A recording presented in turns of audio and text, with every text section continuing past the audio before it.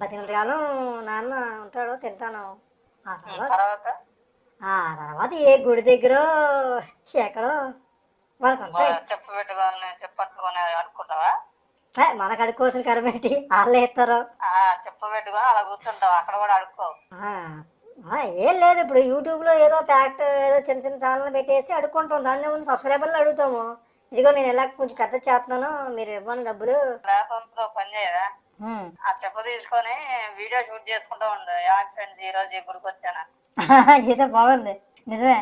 బాగుందా? ఇషా అలా చేస్తారు. అలా అయినా సరే ఫేమస్ అయిపోతుంది. అది నా ప్రాబ్లం. మళ్ళీ ఏ టీవీ వాళ్ళే పిలుస్తారు, డిజిటల్ టీవీ వాళ్ళు. నన్ను ఏదో పెద్ద ఇది కింద గెస్ట్ కింద పిలుస్తారు నన్ను. అసలు మీకు ఈ ఐడియా ఎలా వచ్చింది, వచ్చే ఎక్కడ దగ్గర ఉన్నారో మాకు కూడా చెప్పండి, అది ఇది అని చెప్పి. మళ్ళీ ఇదో ప్రాబ్లం. అసలు ఇన్కమ్ 10,000 అయితే నీకు అడుక్కుంటే 10,000 వస్తాయి. అయితే నెలకి సోషల్ మీడియా నుంచి లక్షలు వస్తాయి. మళ్ళీ నాకు పోటీ టీవీ వాళ్ళు.